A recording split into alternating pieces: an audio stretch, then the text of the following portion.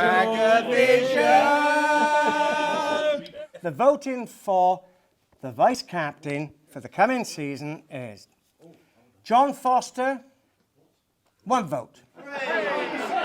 Paddy, 1 vote. Bear, 1 vote. Billy Potter, yeah, it's Dave's dog. 1 vote. Slice, 5. Jeff, 10. And vice captain is Dave Potter. David Potter. Happy birthday. 5 voted for you, Dave. You've got 15. Right, ladies, gentlemen, club captain,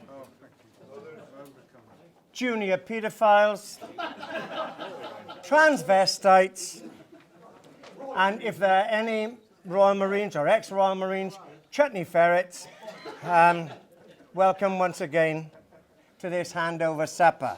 Once again. Ordinarily, I don't start a speech with sad news. However, this evening, I'm obliged to inform you that our newly appointed captain has to go early because he has to go back to a wedding reception, and as he hopes, he can get back on the cake before the guests notice that he's gone.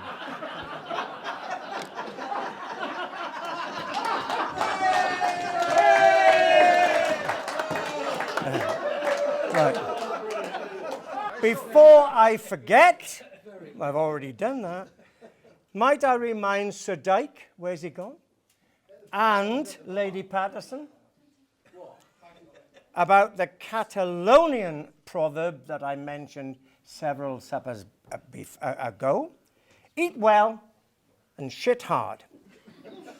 Now, when Simon Reed played for Taunton, he was known as Venus de Milo. Great body, no hands. As you know, I've got a penchant for taking a piss, but I promised Dikey that I would not embarrass him this supper. I lied. Dikey. Geoffrey was renowned for going on holiday and buying his wife very expensive presents like gold and silver. But in the Southern Hemisphere last year, he saw an absolute bargain. It was a second-hand parachute. Now, he thought long about this, and he thought, no, I'm not going to buy that because it might work. So, anyway, the most important thing is that our relationship with the Taunton and Pickering Committee is full of trust and understanding. We don't trust them and they don't understand us. Now for Dikey's insults, part 2. He reckons he hasn't had a conversation with his wife for 35 years. No, he confessed that he did not want to interrupt her. And this is real insider information. Our club chairman is not here this evening because he is at Buckingham Palace receiving his knighthood. Our chairman is to be known as Lord Vesper, primarily because when he's on the greens, he goes, but. Now, just to remind you of Sir Ian Robertson's first degree, Hallam University, Sheffield, he read comics. Hey, what a dandy, eh? Lads, lasses, everybody, A good speech should be like a lady's skirt, long enough to cover the subject and short enough to create interest. So it's always pleasing to find out about members' charity attempts, especially those that decide to practice for a channel crossing in our little pond on the 17th. Might I congratulate Potter the Otter for being so successful. It's traditional to tell shaggy dog stories, and I must admit I've got to tell you this about the wannabe ventriloquist who goes to London to meet Lou Grade. And he does his little performance, and Lou Grade thinks, God forbid, how can I tell him how bad he is? So he said, okay, listen. He said, there are 3 distinct categories of ventriloquists, he said. The first one is so good that he appears in the Talk of the Town, London Palladium, and you ain't that good. Secondly, there are those people who don't make it to the first division, but they appear in national, provincial theatres. You're not in that either.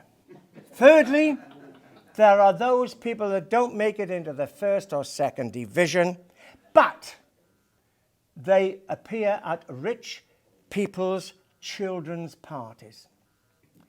And I'm afraid you're not in that either. He said, so, goodbye. So, this ventriloquist picks up his dummy, shrugs, goes out. 2 minutes later, knock on the door. Lou Gray says, come. The door opens. The ventriloquist dummy comes round and says, Gollocks!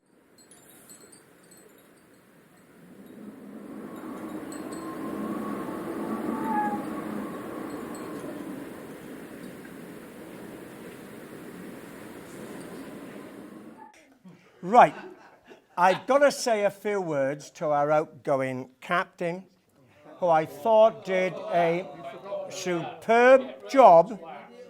I trust that Clive can carry on this tradition. One thing about John Wall that we must remember, he got every member of the S.H.A.G.S to join Mensa so that we could work out what the bloody hell the competitions were all about. I'm going to let you into a little secret. Sooty hasn't been very well. He's had problems with his nether regions.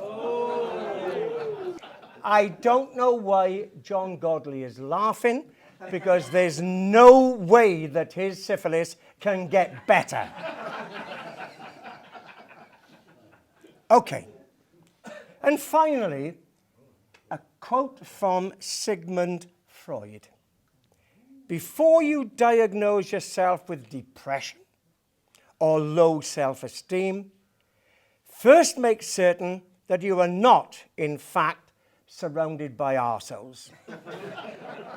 The grapevine tells me that the celebration of Pat Jones' sex change will take place on the 1st of April, and we will all celebrate that. Ladies, gentlemen, thank you for your patience.